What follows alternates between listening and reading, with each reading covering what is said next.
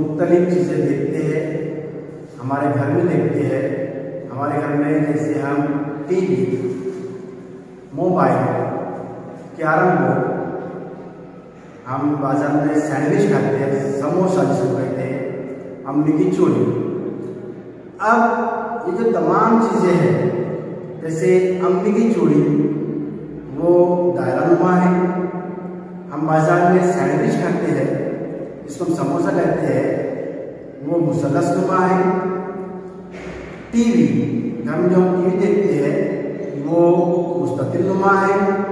और carrom board जो मुरब्बा नुमा है, इन सब का रियाजी के अंदर हिंदसी शक्ल कहते हैं। और ये हिंदसी शक्ल का ताल्लुक एक सबक के ताल्लुक से हम मालूमात अखज़ करेंगे।